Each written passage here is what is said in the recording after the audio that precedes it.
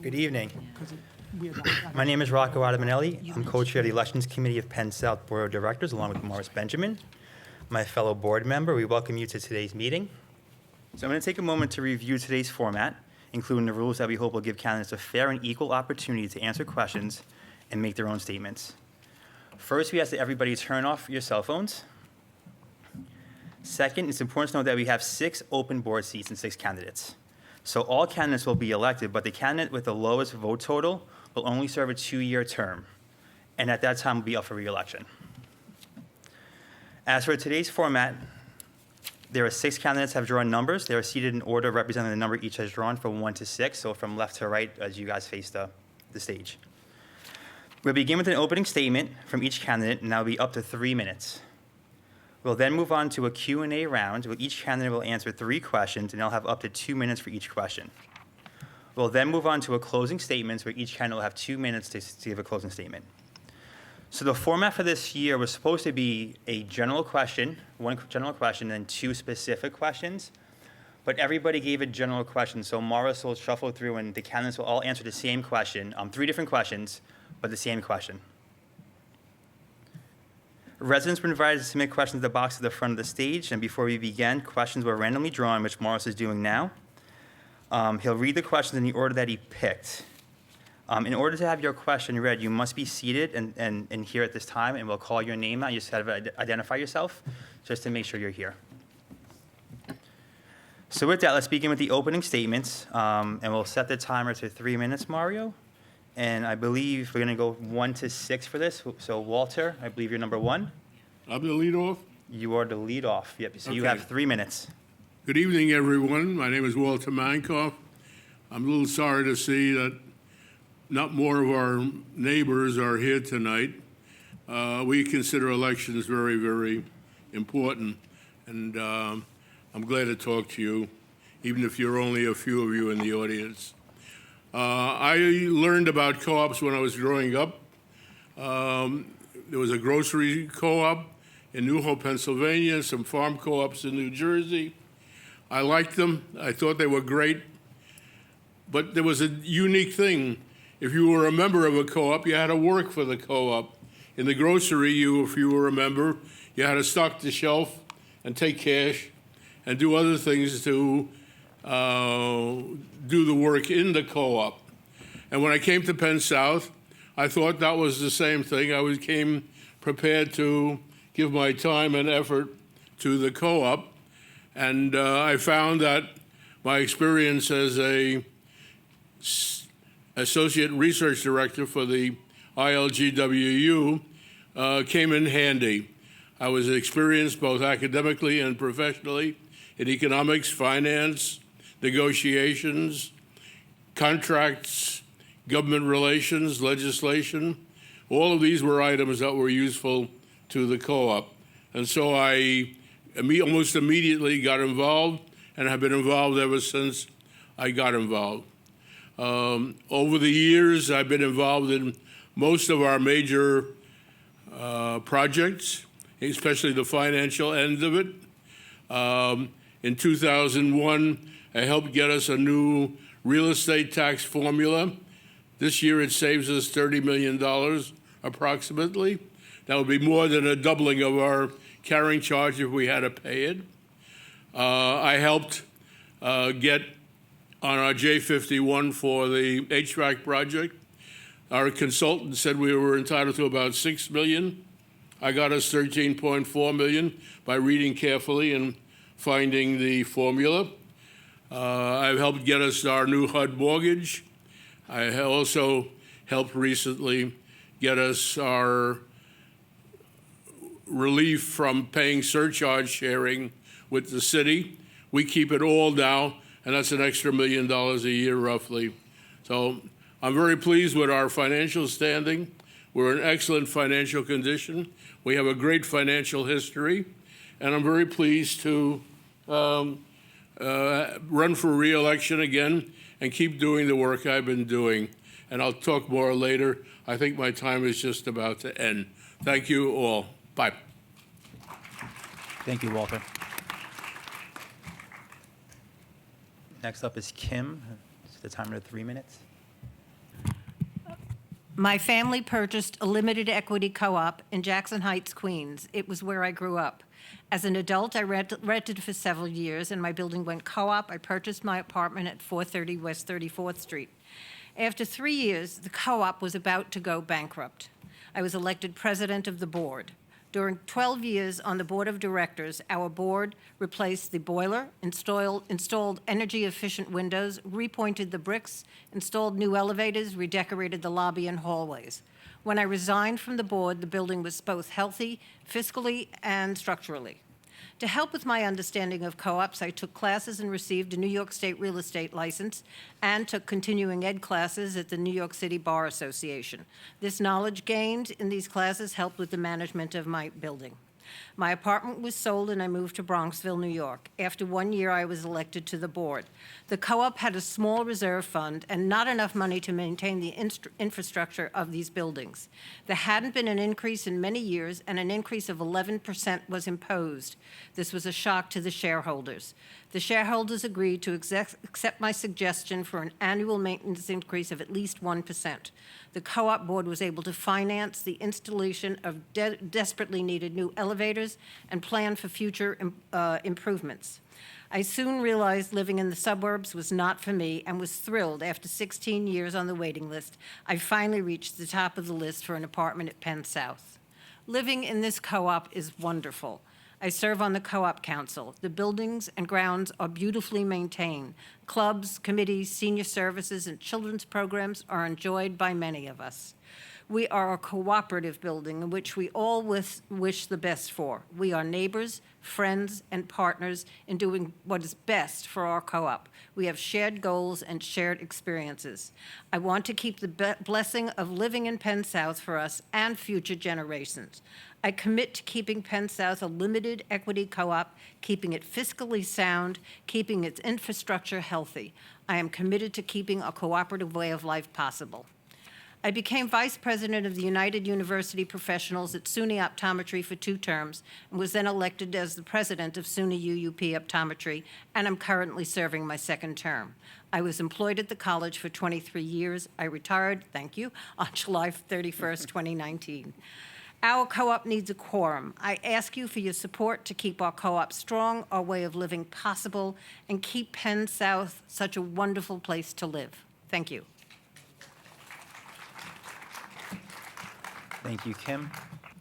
Amber, your turn. Hi, my name is Amber Nicosia. I'm honored to have served on the board of directors for the past 6 years. I'm currently the first vice president, and I serve on the leadership committee. I come from a family of original cooperators from 1962. My grandmother lived here, my father lived here, and my wife and I are raising our 2 young children in Building 3. As somebody who has a family at Penn South and who intends to remain here, I know how vital it is for the board to be making sound, long-term financial decisions and that we remain limited equity and affordable. As a board member, I've been active and engaged, and I'm known for getting projects completed. I am currently the chair of the Operations Committee, co-chair of Apartment Allocations, co-chair of the Shared Space Committee, which includes both art and music, the liaison to the Toddler Room, and the liaison to PSSS. As the chair of operations, I'm dedicated to addressing some of the infrastructure needs of our co-op, including our buildings and utility systems, as well as the playgrounds and the landscaping, which the board, I think, is particularly proud of. As the chair for apartment allocations, we've been working with management for the past few years to create a completely new online system for all apartment selections and purchases. Going forward, you will be able to log in, accurately see where you are in the list, change your preferences as you want, and know what the cost will be for each apartment. And this includes both external and internal waiting lists, and it's something that we hope will be rolled out this February. As co-chair for shared spaces for art and music subcommittees, we've designated rooms that will be used for music rehearsal space, as well as a new fine arts studio. As liaison to PSSS, the board has increased funding by $50,000 this year, bringing the annual total to $300,000. This is so we could better serve not only our senior cooperators and their families, but so that we could pay for the raise for 3 of the social workers this year. As liaison to the toddler room, I'm currently working on a gut renovation, which will be done by the end of this fall. We want to make it a cleaner, a safer, and more inviting space for our youngest cooperators. I have a degree from Lesley University. My professional experience is in strategy, planning, design, and communications, and these are assets that I find, these are skills that I find are an asset for my work on the board. Today, I am asking for your vote for re-election so I can not only complete the projects that I'm currently working on, but that I can continue my commitment to keeping Penn South a thriving community in the future. Thank you, Amber. Set the clock. Hello, everybody. My name is Terrence Gertzberg. I live in Building 2A with my wife and our beautiful son. We're a new family. We just adopted him, so we're really excited to be a part of the community and see all the wonderful improvements that you've done in the toddler room that will be happening by the end of this fall, so thank you for that. I'm a New Yorker. I was born in St. Vincent's, right down the road. Now it's condominiums. I'm glad I live here and not there. I often joke, I'm a New Yorker. I love New York. I love the energy New York has to offer, and I love this community that we live in. I went to NYU, graduated from NYU with an accounting and a finance degree, and if you read through this, you'll see my different jobs where I've worked in Wall Street, real estate, and ultimately I've landed in the nonprofit space. Back on my feet as a nonprofit I work at, I'm the executive director, and what we use is the power of running to combat homelessness for men and women in shelters and facilities. And I've seen firsthand how it's transformed the community in the different shelters that we partner with and we work with. During my job, I've worked with a lot of co-op boards. I have not a co-op boards, pardon me. I have a lot of boards. I work with the board advisories on a local level and a national level, and I look forward to bringing some of that expertise that I have of building relationships with shareholders in the community to what I can do on our co-op board. I also joined the Co-op Council earlier this year, and I'm really excited to see how I can transition to the co-op board. I really do care about the community, everything about Penn South's campus. I love the gym, how it was redone, and the grounds that we have and the security. I just feel like it's an incredible community. I used to live at 409 West 24th Street, and finally when my name was pulled for Penn South, I definitely felt like I won the housing lottery, as I hope all of us in this room and watching on TV feel the same, that it's just such an incredible and inviting community. And I look forward to your support, and I look forward to finding ways to just making this community better and more inclusive. Thank you all so much.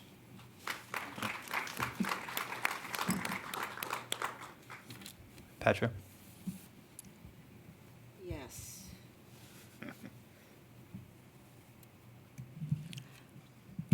Good evening, everyone. My name is Petra Shine. I was born in Semarang, a mid-sized city in Indonesia. The year was 1950, which was a turbulent time in the country due to its independence from the Netherlands and the rise to power of Sukarno, who became the first president. The fraught politics of the times forced us to leave Indonesia, as it was a danger for us to remain. At that point, the Dutch brought us to the Netherlands with the hope and weak promise that we would be able to return to our islands when they became an independent country. Arriving in the Netherlands at the age of 8 months and until the age of almost 16 years old, we were housed at Westerbork in the former barracks of a Nazi transit camp, which was used during World War II to transport captured Jews to the German concentration camps. Growing up in the wooded setting, I did have the benefit of being a child and therefore naive about the atrocities that had occurred there and the bare minimal living standards we were housed in. Becoming a resident of the Netherlands, I was fortunate to have the advantages of a very thorough Dutch education. As a result, I was raised in a bilingual environment, Dutch spoken at school, Indonesian at home. But then again, we were taught to speak English, German, and French as well. I lived in a very small, finally in 1965, we moved away from the barracks and to a very small town about 40 kilometers south of Amsterdam. Pretty good, I must say. We had our own bathroom, we had our own toilet. Quite an improvement. I finished my education in Holland, found a job in Amsterdam, and that's where I met my future husband, an American. America was always on my bucket list. At the age of 16, I needed to go to New York. And we did. We arrived in 1973. 10 seconds. 10 seconds. 10 seconds, okay. So if you want to hear the rest of my story, you can come and see me later on. Sounds fascinating. Thank you very much for listening, and do vote. All right, Brian, you're on the clock. Good evening. My name is Brian Hammerstein. I've served on the board of directors for 12 years in 4 terms. During that time, I have focused on choosing technologies to maximize the quality of life and minimize cost. Early in my board service, when we needed to connect our buildings for emergency telephones and elevator control, I advocated a carrier class optical fiber network. Since installation, we have placed on it numerous applications, including irrigation switching, emergency telephones, elevator control, pump room monitoring, building entry, and most notably, our enterprise class security cameras, which now number in the hundreds. The network allows central monitoring of all the cameras from a battery of screens in the security office. Our operations manager once told me the cameras solve problems on a daily basis. When we planned the replacement of our fan coil units, I pushed hard for the board to approve advanced motors that would run more quietly and change speed more smoothly. As a result, today our air conditioning and heating is among the most quiet in the city. Although the motors initially cost more money, they saved energy, so in the end, they cost us less money.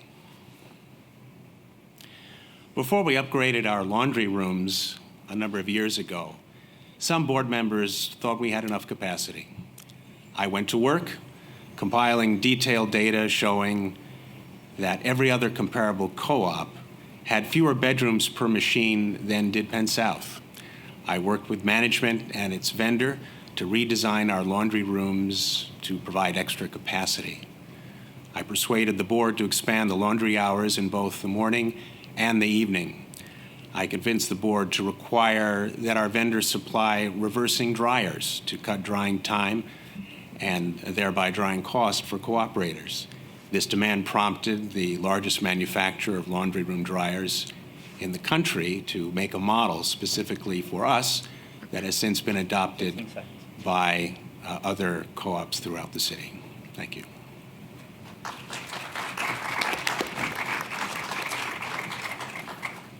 Okay, so now we'll get into the Q&A section of this. Each candidate will have up to 2 minutes to answer a question. We'll start in reverse order, go from number 6 to number 1 this go around. And Morris, will you please randomly select a question? All right, Drea Rappaport. There you go. Okay, there you go. All right, so this is for the entire pool, everybody. So could you name 3 critical problems you see faced by the co-op and how you would address them? And we'll start with you, Brian. I am concerned about the number of high-speed electric delivery bicycles that ride along our paths. And we could block the entries from the street to our grounds. The problem there is that we have some small earth-moving equipment that would also be blocked. So I'm not sure exactly how to address that problem other than to have more active enforcement from our patrol people. That's problem 1. Problem 2, we need to have better utilization of our community rooms, I think. A lot of the time they are empty, so we need to find ways for cooperators to provide more activities for other cooperators so they could be used more intensely. And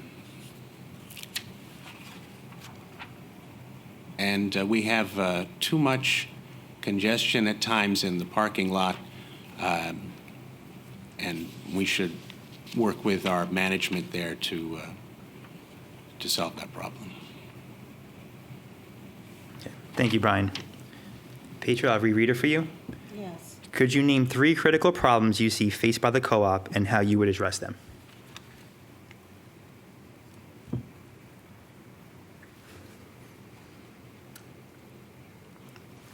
Take the mic. Critical problems. Oh, sorry.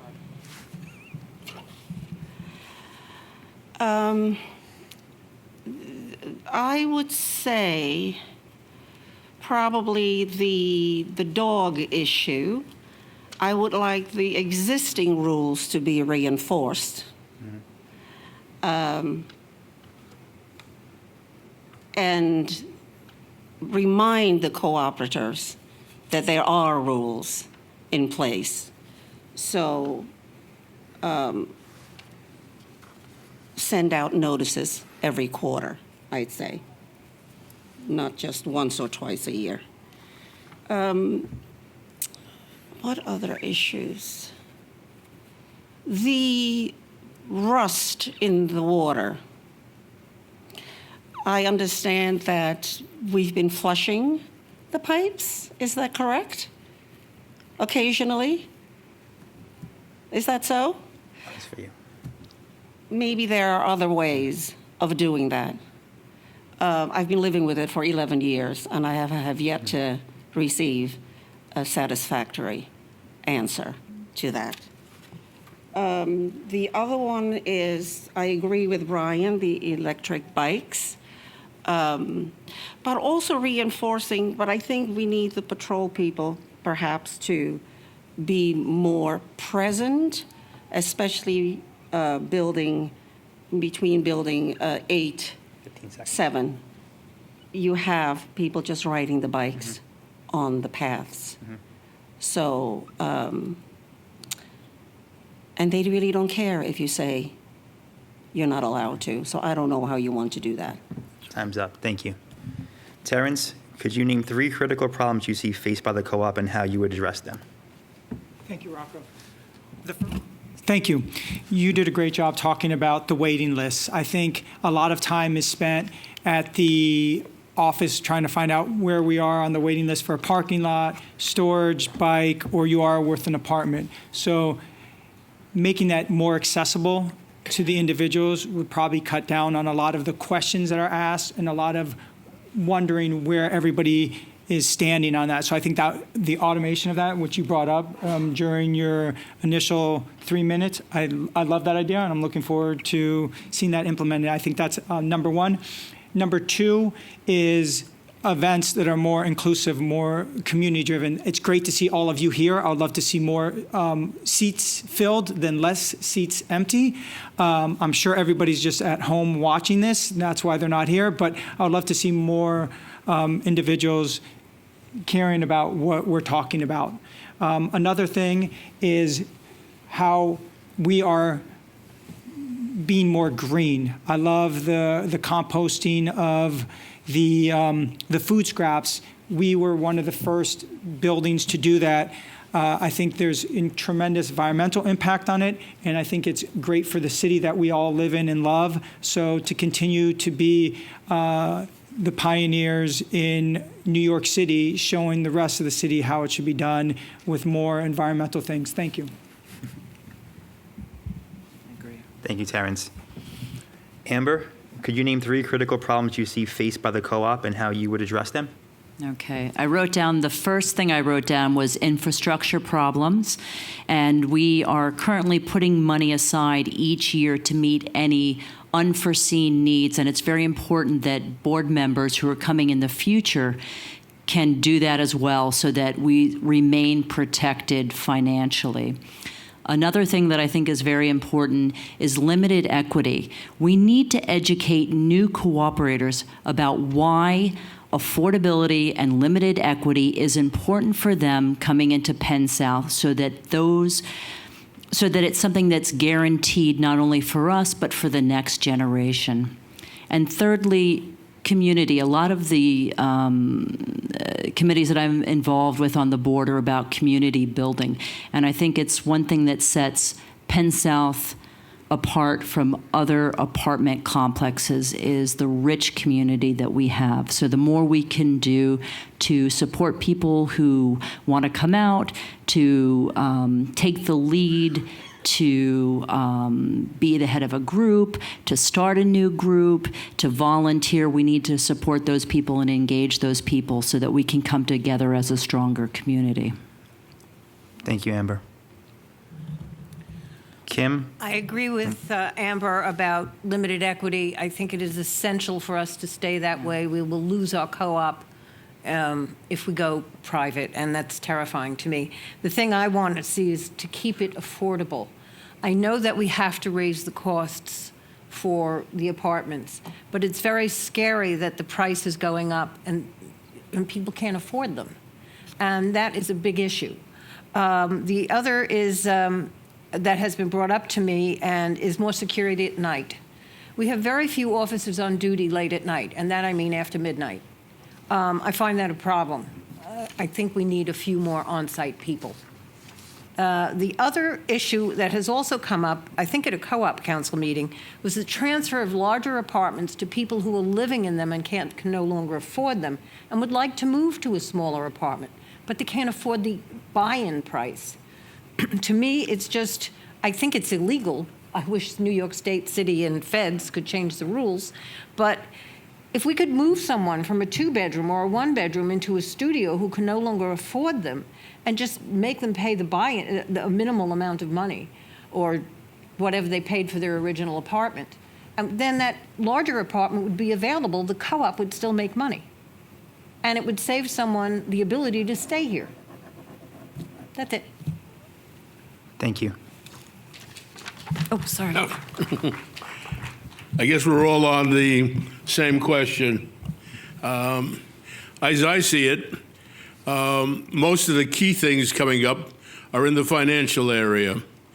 We have coming up for our 60-year-old buildings, major construction and infrastructure work, underground piping, our facade on the buildings, and so on. Fortunately, our HUD-insured mortgage has us maintaining rather substantial reserves. We now have it roughly in a replacement reserve close to $17 million. It may not pay everything, but it will pay a significant part of what we need to do. We're going to get another evaluation by HUD in 22. They'll again evaluate what we need to do, but that I see as a critical area where we need to work. The other area that I see important, not quite financial though, is just making sure our cooperators are educated about what's going on. I used to use the joke from Sims that an educated consumer was a good consumer. And I used to say an educated cooperator was a good cooperator, but then Sims went bankrupt, so I no longer use the slogan, but I still think it's a valuable phrase that our cooperators should know what's going on.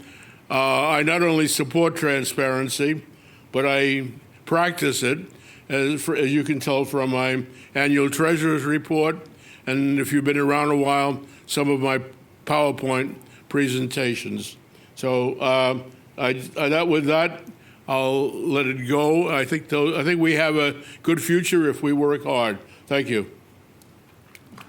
Thank you, Walter. Okay, for the second question, Sarah Durand, you here, Sarah? Thank you. Okay, as we lose our insect and bird population in our city, state, and country, how can our roof and green spaces be used to support the disappearing population, I guess, of the ecosystem? How can we move to more sustainable energy sources? Example, roofs, solar panels, wind generators, etc. So for this round, we're going to start with number 4. So Terrence, we're going to go 4, 5, 6, 1, 2, 3. Do you have to reread that for you, or? You okay? So basically, the question has to do with the environment, solar energy, the ecosystem, and how to better support green spaces, if I'm going to summarize this question. Thank you. I mentioned earlier being more green in many ways. I really do like the idea of looking into what solar panels will be, the cost of those, and that's something when I'm on the co-op board, we will all be on the co-op board with the election coming up, so I look forward to you all voting. But looking into that, I know that one of the things that we're doing is looking into the cost, if you read the minutes, of how much it would be to have more outlets for electric cars in the garages. So looking into things that where we as a co-op board and cooperatives can be more green. In regard to the birds, I love the birds and the plants and the trees and all that. I don't know how we could do it. I don't know if there's ways that we could do certain things with the roof space. For example, if you're putting solar panels there, you really can't maybe put bird houses onto it, but that's something that would be a bigger discussion to have with experts in that space, which I am not. But I do love the green areas that we have by keeping them green and having the trees trimmed and making sure that the grounds are kept. I think it would be more of an inviting place for these animals as they migrate and as they are around. So I don't know. I'd have to talk to an expert about that. But that's a great question. Thank you. Was it Sarah? Thank you. Thank you. Petra? I don't have any expertise in that. So it's going to be very difficult for me to answer that question. I do like sustainable energy. I'm all for that. But how that is going to be implemented in our co-op, I really can't say. I can only take your question in, and then we can discuss it later on. Thank you. Thank you, Petra. Brian? Well, I certainly support more outlets for electric cars in the parking garage. I'd love to have an electric car myself someday. The grounds, our 6 acres of plantings already serve as a tremendous oasis for migrating birds. Some of you may remember there was a white egret between Building 9 and Building 10 some time ago. Well, you're more of an ornithologist than I am. And we had a red-tailed hawk, I believe, on the top of a building, and everyone on the board was hoping the hawk would stay around and eat more of our squirrels, but sadly that didn't happen. Regarding solar panels, I'm interested to hear Walter's wonderful analysis of this. I can speak to it in broadly, in that our cogeneration, where we generate heat and cooling from the turbines that we use to generate electricity allow us to be so efficient in the generation of electricity and heating and cooling that we're actually more efficient than if we purchased photovoltaic cells and batteries and everything else required to have them. So that's why we don't have them. I think that the board is always looking to minimize cost anywhere we can, and if solar panels would save us money, we would use them. But sadly, we're so efficient already that currently they don't. Thank you, Brian. Walter? Okay. I think Brian tossed the ball to me, if I recall correctly. But we do check very carefully, management and the board checks regularly to make sure whether new changes in energy or green or however you want to label it is feasible for us and makes sense for us. It's checked regularly. We don't just let it go. There are a number of issues that we have to deal with. One is our cogen plant, which saves us about $500,000 a year. Going elsewhere might not be as financially profitable as our cogen plant, but we look at it. I think we recently had an examination of how much of our electric use we could provide with solar energy. I think we figured out that of all our roofs we use, we would get about 10% of our energy needs. But we look at these things regularly, and there are new things coming out daily, you might say, that are making a difference. For example, storage of electric.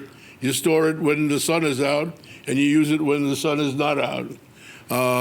The board keeps measuring these things, and it's always a matter of interest and importance, and we don't let it slide. So I point that out to the cooperators. They're always asking, are we on top of things? Yes, we are. Thank you, Walter. Kim? As a bird watcher, as a dedicated bird watcher, I would love to see bird feeders and water availability for the birds that do visit us. We had a marvelous bunch of warblers here this spring. I've only seen one here this fall, actually today. And I told it to move on. It was getting late. But there are a number of buildings that are putting in green roofs. They're putting in grass surfaces on the roof and putting in beehives. Beehives are beneficial to the birds, to the population in general. And since they're a dying species, it's a nice thing to do. And I also would like to see if we could remove any unnecessary solid surfaces in the co-op and make them grass space or just paths. And limit and put no more solid surfaces. Do not add any more solid surfaces. Our 6 acres are the biggest open space south of Central Park. Let's make it even bigger. Thank you. Thank you, Kim. Amber? I can assure you everybody on the board is a big supporter of birds. And I think that I've spent a lot of time and energy, particularly over the last 5-6 years, to try to make the grounds here not only a wonderful place for all of the people who live here at Penn South, but an attractive place and a healthier place for a lot of the birds that are migrating here. You'll see they're doing a lot of work on the trees. This is to make them stronger, which then provides better nesting for a lot of our local birds. I have to let you know that the idea of alternative energy is an issue that comes up continuously on the board. And there are a lot of board members who are passionate about alternative energy, myself included. And we've had a lot of conversations, and as Walter said, we continue to have conversations as new technology becomes available or better information becomes available to us. I recently approached the board president about the possibility of reaching out to Google for geothermal, which is one of the new sources of energy that we know that some towns are using. I don't know yet if that's an option for us, but it's certainly part of the ongoing conversation that we've had. Okay, thank you, Amber. For the last question, we're actually going to go in reverse order. So Amber, and then go towards Kim and Walter. And they're all pretty much solar related. One thing you would propose would be the co-op do to address climate crisis.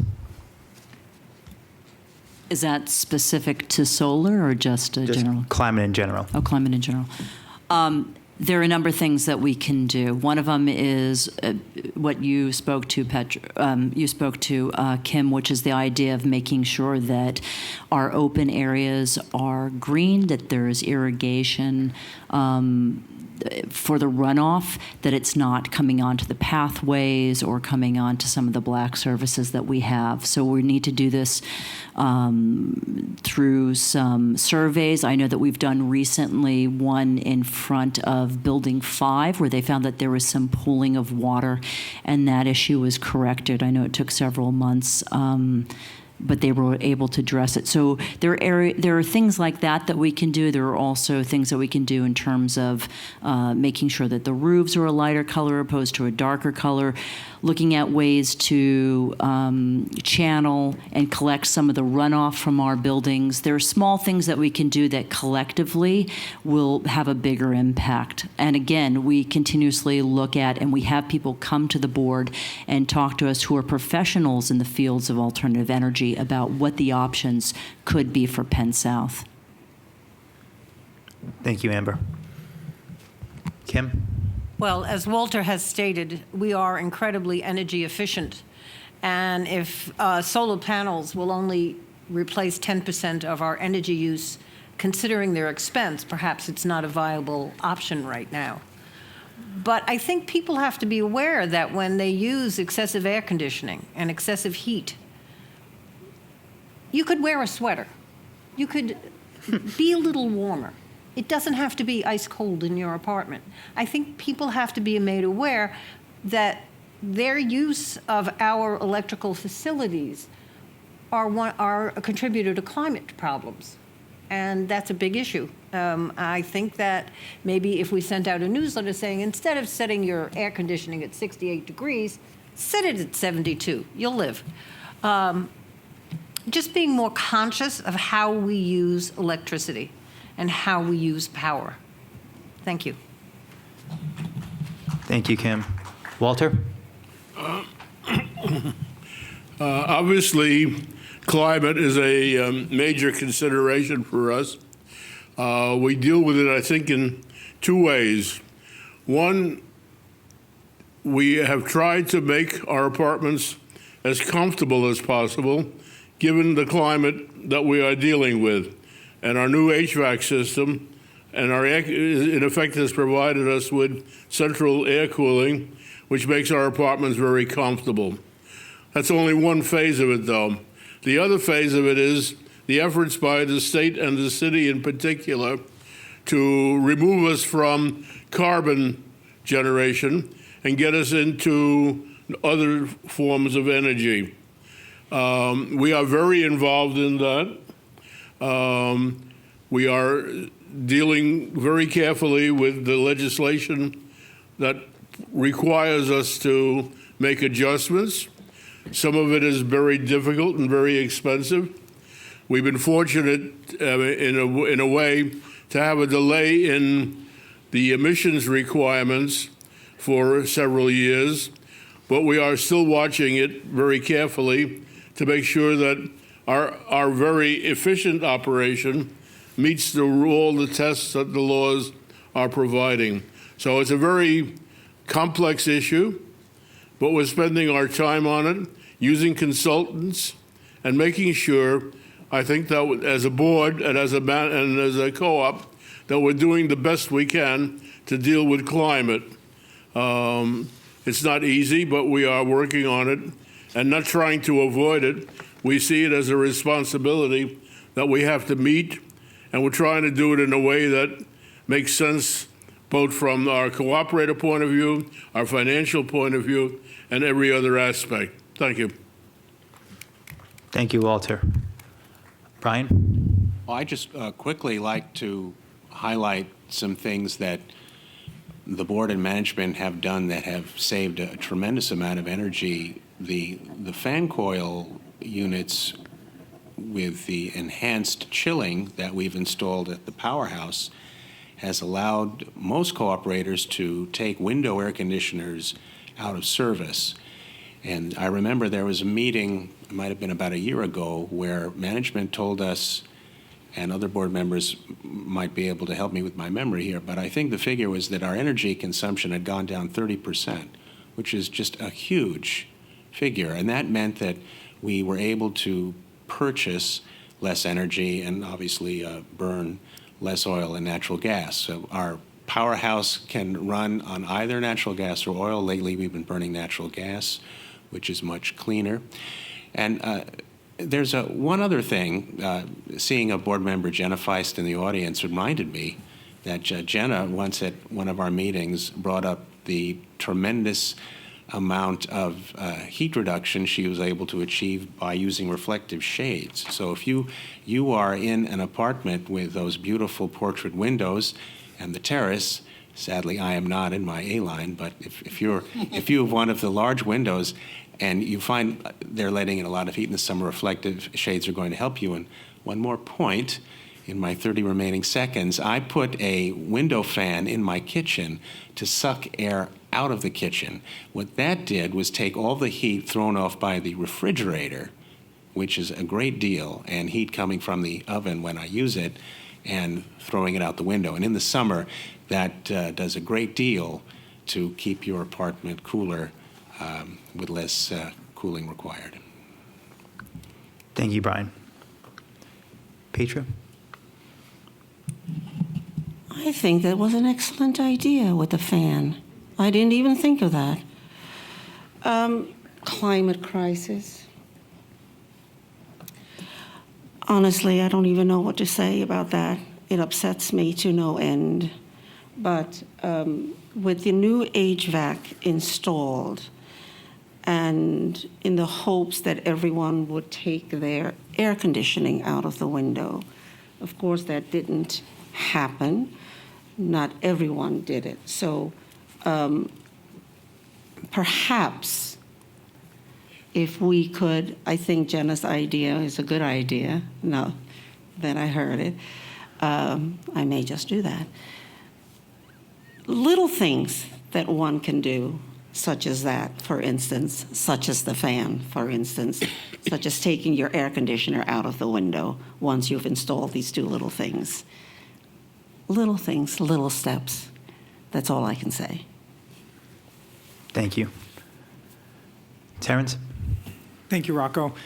I was really excited when I saw the lights that were dimming in all the hallways. I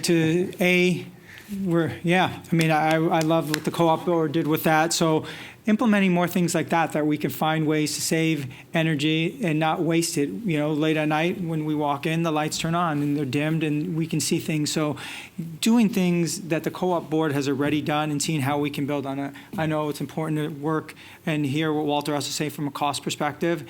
I love the ideas that Brian brought up about the fan and educating the cooperatives, how we can use different kinds of shades to not let the heat in, but really finding ways where the biggest costs or the biggest things that are sucking energy, and oftentimes it's electricity, especially electricity that's running 24 hours, which we've already worked on, you know, the fans that are constantly running to keep us cool or warm, finding more cost-effective ways of doing that, and that's also, you know, I'm really excited to see the ideas that the board has and talking to consultants about it. So 2020 is going to be a really green, great year. Thank you. You're welcome. All right, so now we're on to the last round, which is the closing statements. The order we're going to go in is 2, 4, 6, 1, 3, 5. So Kim will go first. Each candidate has up to 2 minutes for closing statements. I wasn't quite prepared for closing statements, but I will sort of repeat what I said before. I want to keep living here, the blessing of living in Penn South for us and future generations. I want to make it so it is affordable, energy conscious, and a great place to live, which it is. And I want that to continue. I want to keep it fiscally sound and the infrastructure healthy. I'm committed to keeping our cooperative way of life possible. Please, our co-op needs a quorum. Please tell everyone you know they must vote, not only here, but in the general election. I ask for your support to keep our co-op strong, a way of living possible, and keep Penn South the wonderful place it is to live. Thank you. Thank you, Kim. Terrence? Thank you, Rocco. I'm a New Yorker. I was born here.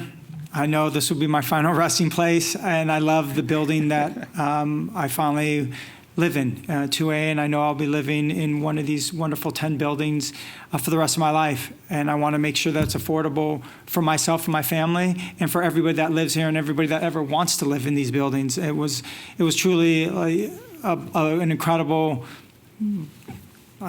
blessing, I don't know what word to use, when I finally was able to see an apartment and actually get to move into one.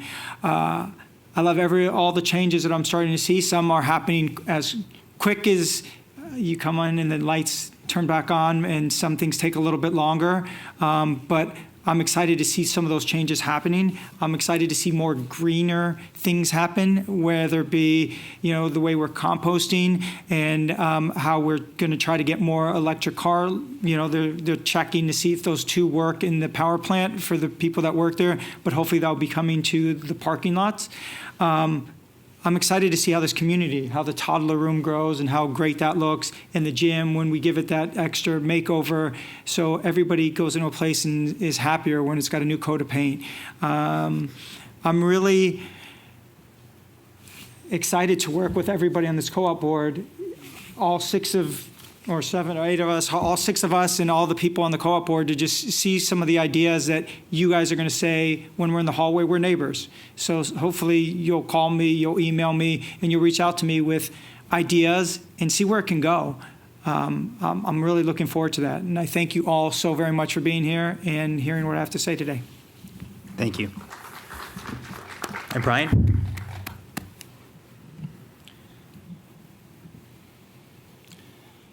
Our aging electromechanical submeters that tell us how much to bill you for electricity every month require someone to visit each of our 105 meter rooms across our 10 buildings to record their readings to determine your bill. Every month, someone has to visit each room.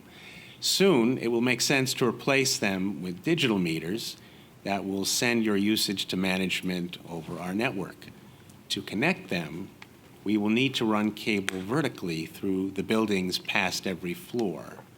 When we do this, I strongly advocate either leaving conduit space or running an optical cable with sufficient strands to both connect the meters now and in the future deliver internet service to every apartment, much as we supply and bill for electricity today. As the wholesale cost of internet connectivity and switching equipment continues to decline, the potential savings for cooperators and the potential revenue for the cooperative increases. The monthly charge you pay for internet service to RCN, Verizon, or Time Warner mostly goes for cabling, equipment, billing, customer service, and profit. The connectivity to the broader internet only costs a few dollars per person. Penn South could deliver faster internet service at a lower price if we make wise provisions for it when we connect new meters. For 12 years, I have helped management and the rest of the board make wise decisions for our co-op. I look forward to doing so for another 3 years. Thank you for listening. Thank you, Brian. Walter? In closing, let me skip a list of specific items that we're going to be dealing with and speak generally. Over the years, Penn South has been known as the premier co-op, affordable co-op in the city and maybe even the nation. We stand out for several reasons. A series of boards, even though they've changed, have always done excellent work, and a superb management. And they have been able to keep us leading the flock, so to speak. We're always ahead of everybody and doing the best we can. And I see that as the future. I see we have 3 new candidates for the board who will be elected. I see our board continuing to be an ideal, superb board, doing what's necessary to provide high-quality, affordable housing to the Penn South residents and being the premier co-op of its kind. So I look forward to a successful future, and I hope all our cooperators will continue to enjoy living here and affordably living here. And with that, I'll say good night. Thank you. Thank you, Walter. Amber? Hi. I just want to close with the fact that I've had 4 generations of my family that have been lucky enough to live here at Penn South, and I think that has given me a very unique and valuable perspective to my role, and that's something I try to keep in mind with all of the issues that come before the board, is not only how they're going to impact my family directly, but all of the people that I've known and I know that are living here, and the many different touch points that I have in this community. Again, just to reiterate, I'm a really active and engaged board member. It's because I'm very passionate and I care very deeply about these issues, and I want to continue to see Penn South get stronger. Just to touch a little bit on Walter was saying, is that I'm very optimistic and I feel very positively about the direction that the board is going in, and I'm honored to be on this board at this current time. So thank you. Thank you, Amber. Petra? So, having lived here for the past 11 years, I know how special it is to reside in Penn South. I appreciate the privileges of living here, and over the years, I have made many friends and acquaintances while becoming involved in PSBS as the chairperson of the Advisory Council Committee, as well as a co-op council member for Building 8A. I've been involved volunteering all my time at the senior center as much as I can. My goals are to work towards helping to continually maintain and improve our infrastructure and to expand and enhance the amenities and programs available for all. So I'm looking forward to work with the existing members and the new members. And so hopefully we can all work together, and I'm sure we will, and we'll do the best that we can, and we'll listen to you. Thank you for coming, and thank you for listening. Thank you. Okay, so that concludes our meeting, but I do have 2 last announcements for us. The first being that the Penn South annual meeting is on Sunday, November 3rd at 12 noon at FIT. And please remember to vote. Our bylaws require that we have at least 941 eligible votes for a quorum. So please vote. Please tell your friends to vote. Get those votes in. So with that, thank you for attending and have a great night.